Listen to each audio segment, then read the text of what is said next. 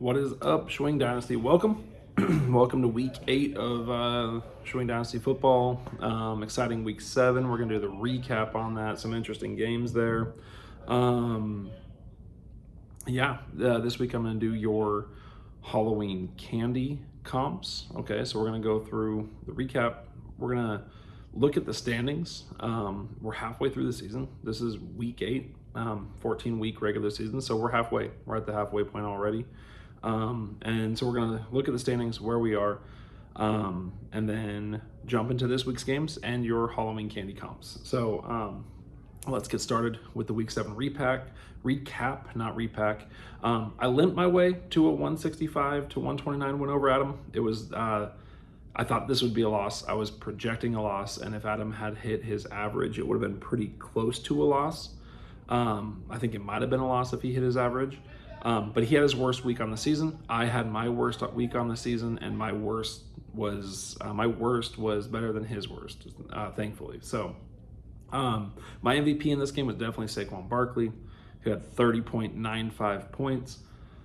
Adam sat Kyle Pitts, who had 13 points, and he put Tank Dell into his lineup with 0.96 points. So it's not a big deal, but that was his dumb sit, was keeping Kyle Pitts, and when he could have had him in a flex position, which I see he does have this week. He has him in a flex position. Burke got the win over Daryl, 159 to 102. Okay, so scored even less points than me in a win, and his opponent scored even less points than Adam in a loss. Josh Allen got 0.18 more points than the guy I'm going to give his MVP to, but I have to, even though Josh Allen scored a little bit more, I have to shout out Drake May as Bert's MVP. 25.59 points. 2 good weeks in a row for Drake May. 2 good starts for him. Daryl sat Jonnu Smith. He had 22 points, so a big performance for Jonnu, but Daryl sat him. He started Ty Chandler, who had 0.9 points in the flex, so would have had 21 more points. Still would have had less points than Adam. Still would have lost to Burt by quite a bit. So again, not a big deal overall, but 22 points, that's a good week for Jonnu there. Phil stormed back to beat Mark 208 to 201 thanks to Baker Mayfield on Monday Night Football. Baker is Phil's MVP with 36 and a quarter points. But suddenly he has fewer options to throw the ball to. That's going to be interesting looking forward because of stupid, terrible injuries. Just so sick of injuries this year. They're just the worst. I don't care whose team it happens to, guys. Like, just sick of injuries in fantasy football this year. Meanwhile, Mark sat his dude, his best friend, Russell Wilson, who had 29.6 points. And he favored some bum named Patrick Mahomes. And who had 15 points. It was a difference that would have cost Mark the game. Just a dumb move, starting that idiot Patrick Mahomes over the greatest player that's ever lived, Russell Wilson. So that was the dumb sit.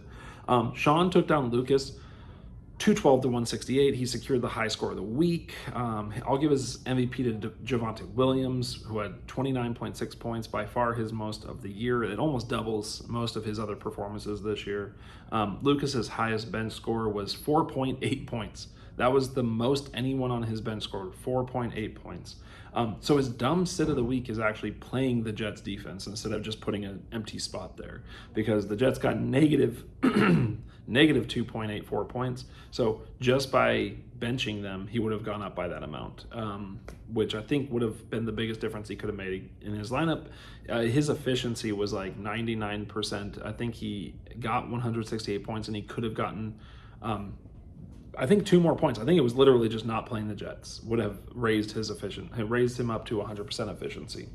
Lastly, we no longer have any winless teams, guys. JD got a win. He took down Steve, 144 to 133.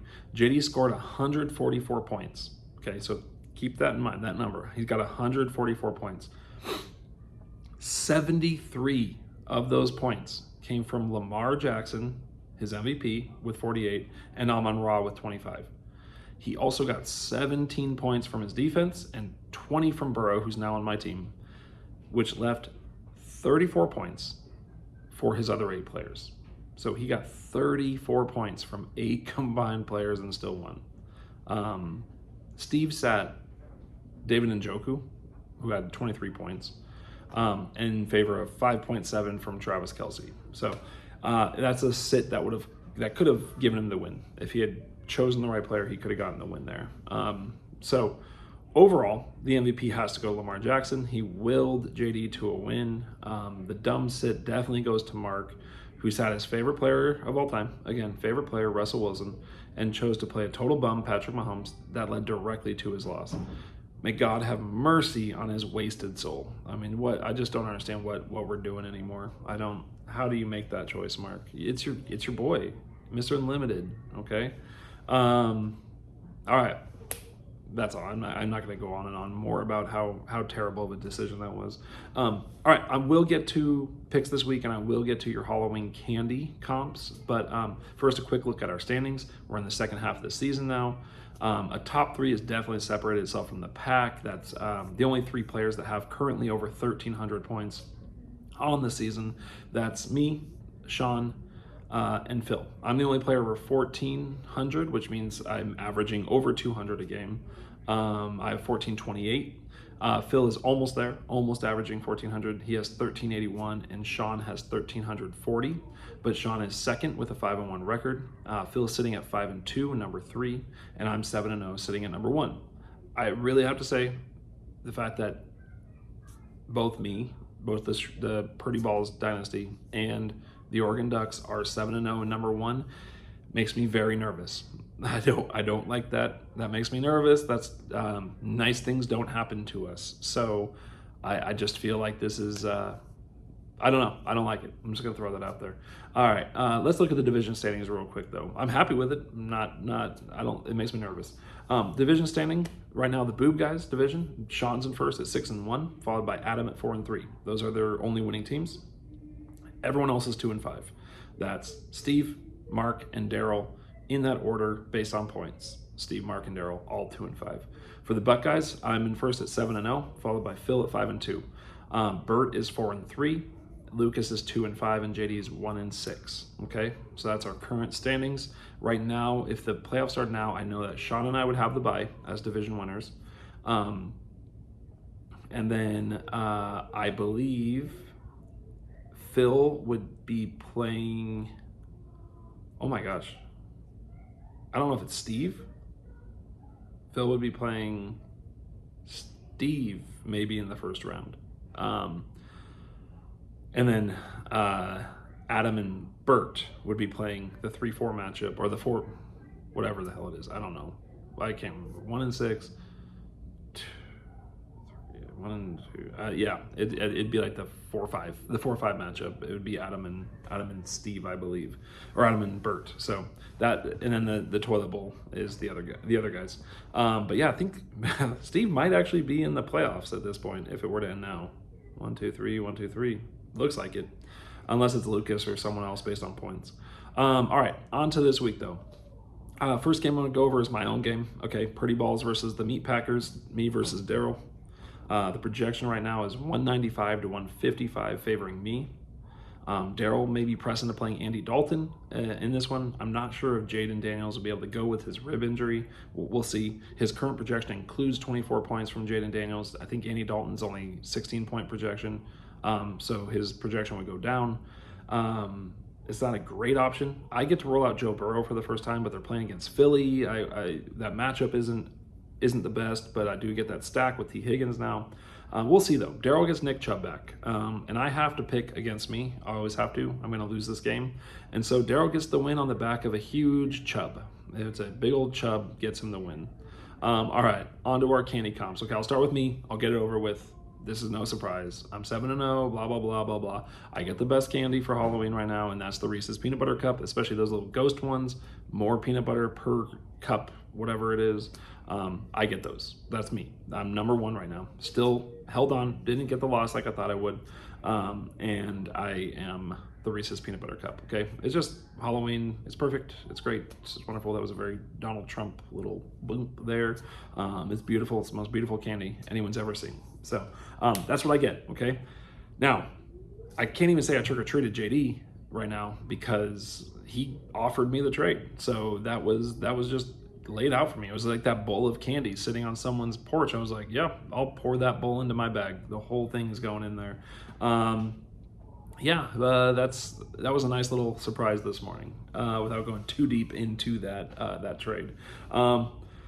Daryl, you have some interesting pieces on your team. Okay, we know Jaden Daniels has been good. I'm trying to think of who else those other interesting pieces are, but I know they're there. You do have Nick Chubb still; he's getting older. But there's someone else. There's a couple of pieces. You aren't going to be the best right now. Okay, we just know that you're not going for the best. You're in a presence in the league. And as we all know, there's one thing that's always present at Halloween that kind of goes away shortly after and doesn't make a show up the rest of the year, and that's candy corn. Okay, so you're here, you're present, you're part of the league. Usually candy corn has gone to the worst team, and traditionally the last few years, I believe, but not this year because there's another team that's more deserving of something worse than candy corn at this point. So you get to be candy corn, Daryl. You're there, you're here. Okay, you're hanging around. It's, it is what it is. I at least will reach in and grab a few. There's other candies that I'll just walk past, no problem whatsoever. So you get to be candy corn. You're just here. You're just around. Okay. Next one. Amingo Ate My Baby versus Portland Ducks. This is Bert versus Sean. The current projection is 192 to 176. This was definitely in the running to be game of the week for the single reason that this is the only matchup of teams with winning records in the league this week. The only matchup of teams with winning records. And so it was almost game of the week, but I went somewhere else because I don't know that this is actually going to end up being that close. Sean's looking to get Jonathan Taylor back, Jonathan Taylor Thomas. I think he will run away with this matchup. I'm not sure if his team is in a spot to keep up unless Josh Allen and Drake May both go ballistic, because that's the only positional advantage I see for Burt right now is quarterback. Sean's going to get the win here. Okay, I think Sean's going to get the win here. I think Burt's I think he thought he was in a full-on rebuild. He's still got a winning record, but I don't think he's quite in that elite tier yet, and Sean is. So Sean gets the win here. Here's your candy comps. Burt mentioned a top group that's broken away, but you and Adam are definitely in the next tier down. You have pieces to surprise with a championship this year if you can make the playoffs. You guys could get lucky and win the whole thing. However, the process for you has been as sweet as it has been sour. Obviously, Marvin Harrison Jr. isn't the breakout rookie that I think all of us expected him to be. It kind of goes to Malik Neighbors right now. So there's some sweet things and there's some sour things. You're good, definitely good, but I can't put you in the top group. And these little fuckers will cut your mouth up like crazy. So that's why you are Sour Patch Kids, okay? They're good. I like Sour Patch Kids. I used to be a lot higher on my rating, but I'm an adult now. I grew up and I realized that they aren't what I thought they were. I can't put them in the top group, but they are close. They're very good. They're still Sour Patch Kids. They're very good, but they will cut your mouth up. We know they will. All right. Sean, you are in the top group, okay? You're number 2 right now. I know you're not number 2 in points, but you're number 2 right now. You have depth, okay? You've got a lot going on. You have layers to your team. You're scoring from every positional group. Maybe quarterback would be the weakest spot. That's a little nougat thrown in there. If you guys remember, I don't like nougat. Not a big fan of it. But you're multifaceted. You got a lot of talent going on. Okay, you have layers to your team, and that's why you are the Snickers bar. Okay, other people might say there's candy better than the Snickers bar. I think it's the razzle dazzle of certain other candies has kind of overshadowed just the solid greatness of a Snickers. It's good. It's got chocolate. It's got peanuts. It's got caramel. It's got the nougat. Okay, that's Trevor Lawrence is your nougat. I hate to tell you that. Obviously, you have Jordan Love, who's been got some caramel in there, but it's just great. It's a solid candy all the way through, top to bottom. So that's who you get this year, buddy. You're the Snickers. Okay. Let's see. ET and Everything Hurts versus Oregon Beer Forest. Man, projection 162 to 146 favoring Mark. Come on. If this old Schwing rivalry doesn't get you excited, then you don't care about Schwing Dynasty football like I thought you did. Or you just don't know Lucas and Mark as well as I do. These two guys, both awesome dudes. Great friends in Doha. Part of the greatest band on earth, HBID, hottest band in Doha. each with a very different approach. Oh, by the way, a breakout young bassist on that band. You guys should check them out sometime. You guys both have a very different approach to life in general, to everything just about. Lucas, he kind of like plans things, considers things, is very thoughtful. He's a thinker, okay? And Mark likes to drink and play Seahawks. He's here to drink beer and play Seahawks, and it looks like we're almost out of beer, so it's time to play the Seahawks again. Mark just a creature of emotion, raw emotion, here for the fun. Seahawks play, so, and it tends to work out sometimes, right? So Seahawks play Buffalo. That might be tough for Mark. So I think Lucas is going to get the upset here. I think Lucas will get the upset after a huge week for Mark. This is very much what would happen is now the Seahawks play Buffalo and it swings entirely. And Lucas gets the upset here. Mark, play Russell Wilson. Play Russell Wilson versus the Giants instead of Patrick Mahomes. And I will flip this pick. I will flip this pick if you play Russell Wilson. And I'll join you in a shot bet against Lucas if you do that. Only if you do that, though. You got to play Russell Wilson here. Right now, though, I have to pick Lucas with Mahomes and Mark's lineup. All right, candies. Okay, Lucas, you had your time in the sun last year.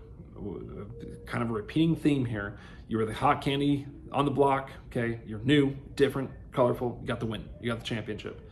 But now you're yesterday's news. It feels like the fervor and the excitement has completely gone away. They've worn off, and that's why you are airheads. Talk about the 90s candy. Man, those things were everything in the 90s. Every kid was trying to get those airheads. It was like airheads and Surge were just huge, right? But now it's the 2020s. Lots of things that we did in the 90s are apparently not okay anymore. And one of those is airheads.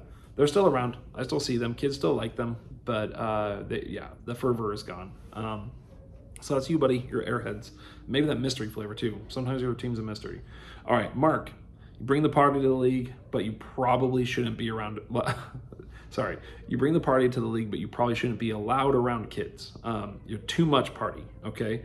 The league has its solid, reputable front with a bowl of candy and goodies for all the other kids, for all the kids. You are the seedy backdrop of that dad in the house inviting other dads in to the house for a little extra treat for adults, okay? Not gross here, just a little something for the adults. That's why you are those little chocolate alcohol bottles. There's not for everyone, okay? Definitely not for everyone. Obviously, you don't want to put them in the bowl on Halloween, but you play the way that you play and you don't really care. So just so we're all clear, the amount of alcohol in those little bottles does not make them worth it to get a real buzz going. You're gonna have to eat so many, you're probably gonna die of some kind of chocolate overdose. So, but that's you, buddy, okay? You're bringing that seedy backdrop, that not for kids flavor to this league. You're those little chocolate bottles of alcohol, whiskey, whatever they are. So, congrats. All right. D's Nuts versus Bed Bath & Beyond. Current projections 166 to 167 favoring JD. Okay, usually I put the leading score first. I didn't here accidentally. 166 to 167 favoring JD. JD just traded away one of his three main QBs in a Superflex league. And a guy who started most of the season when he's healthy. But he's still favored to beat a 4-3 Adam. It's a weird world. Okay. I think Adam will have a much better week than he did against me. I think JD has to rely too much on Lamar Jackson and now Caleb Williams to get enough points to keep up. We saw 34 points from 8 other players. Adam bounces back with a much needed win here, I think is what's going to happen. Candy time. Okay, JD, here we go. Okay, you're in last place. It's not a personal thing. This usually meant candy corn in the past. I know there are a few other candies that fit this better because candy corn it's weird, but it's candy corn. And you walk by, like you take one of those weird pumpkins or weird pieces of corn out. Most people still grab a few pieces if they see them. However, there are other candies that are just a solid pass. They're just a complete and solid pass. The candy I'm choosing is not good, okay? But you do have Lamar, you do have Caleb Williams now playing well, and you do have Amon-Ra. So you have some stuff. You have just a little bit of sweetness in there, and that's why you are Bit-O Honey, the little weird honey candies. A little bit of honey in there, okay? So you got this generally unappealing thing with a little bit of honey. Yeah, they're not hard to resist. They are not. But they do have a little bit of honey, just like your team. So that's what you get, buddy. I don't know. I don't know what to make. I still don't know what to make of this. I'm happy you had a big letdown against me. I'm sad that you no longer have Brandon Ayuk, because that means the Niners no longer have him. And even though he's been not good this year, he's still a weapon that people have to account for. There's something there. It just seems like you're missing the things that put you over the top. Okay. That's why you're Three Musketeers. Okay. And I know you like Three Musketeers. I feel like that's a thing that Adam has liked that I never really liked. I feel like you might have been this last year even. I can't remember exactly, but right now it's fine. It's mostly just foam. That's how I view that nougat. It's like foam. It's chocolate and foam, and it needs something else, and so does your team. You still need more. It's getting there. It's getting there, man. But right now, it's still Three Musketeers. I think that's what it was last year. All right, on to the game of the week. I don't think this is going to be a great game. It's okay. I'm here for the trophy versus the Baylor Broncos, okay? Current projections, 186 to 183 favoring Phil. I really don't think this is going to be a good game of the week. I almost just went with Mark and Lucas because it's more fun. The fun factor, this projection is the highest in a close matchup, so I went with this. But now I don't feel like I like this choice now. In fact, no, I don't even like this. I don't like this enough. Mark and Lucas is my game of the week. It's just the most fun. This is my other game of the week, okay? Is technically the best projection. I don't think it's going to be close, though. I think this is a little bit more interesting than it used to, because Baker might be losing some of his, has lost some of his targets, his weapons. Baker's been a major difference for Phil, with 36 points, 37 points, 30 points, and 33 points over the last 4 games. A time when Phil has won 5 in a row, okay? The one before that was kind of a stinker, but I don't think Phil played him that week. Can Steve get CJ Stroud to do anything at this point to bounce back? Okay, maybe. I don't know. Will Derrick Henry continue to be dominant? Probably. That seems like predictable. But the reason Phil wins this is because Steve has enough at other positions to keep up, but he is playing both Commanders running backs in the flex right now, and that's why Phil is going to win this. I don't think he has a lot of other choices looking at his bench either, and Phil will take advantage of that, and Phil will get the win here, probably by a fair amount. That's why I think I like Lucas and Mark as the actual game of the week. This is just the highest projection. Sean and Bert was also another good game of the week, but I'm changing it to Mark and Lucas. You guys are the game of the week, okay? But this one I think Phil will run away with. Phil, you're number 2 in scoring, okay? You're number 3 in the league. You deserve a top-tier Halloween candy. I think the Peanut Butter Cup is in a tier of its own, just to be honest. I think it's solid. I think it's almost a perfect Halloween candy. And the Snickers is up there in tier, like the sub-tier, along with this one, the Butterfinger bar, okay? I don't think it has as much sustainability as the Snickers. I'm worried about that, especially with Baker's targets going down. And Sam Darnold, will he pumpkin? It seems like it has to happen at some point.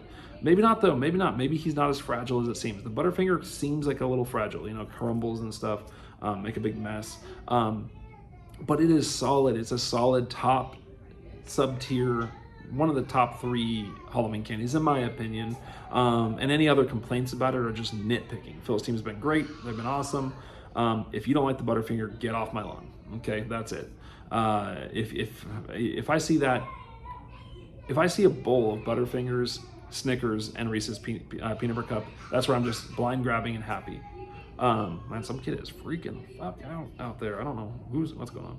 Steve, you lost to Bit Honey last week, okay? I don't think your team's worse than Bit Honey, but you lost to Bit Honey. I've talked about your team's best days having passed. You're classic, but you're having trouble holding it up against the rest of the candies right now. Okay, there's nothing outright wrong with your team. You just don't have a lot putting you over the top. You have a little crunch to you, okay? You're mostly just chocolate with a little crunch. You got Derrick Henry, you got Kyron Williams, but not enough depth, okay? So you're a crackle bar. I couldn't even give you a Nestle Crunch. I went with the crackle bar. Okay, it's good, it's fine, it's a good candy bar. It's got that little crunch to you. You're a crackle. They're not bad. It's basically just a Hershey bar with some rice in it, puffed rice or whatever. So that's what you get, buddy. It could be better. It could be better, but it could be a lot worse. Yeah, you could be a Necco wafer. Yeah, thank God you're not a Necco wafer. All right, that's it, you guys. That's our Necco wafer. I mean, that's where Tums came from, right? Like they just took Necco wafers and someone was like, you know what? I feel like that weird thing I just ate made my stomach a little bit better. Probably made it worse, but maybe they felt better and they just made Tums out of that. Okay, that is it though. Good luck to everyone except for Daryl, although he's gonna win. Big old chub coming your way. And I will see you guys next week. Peace out.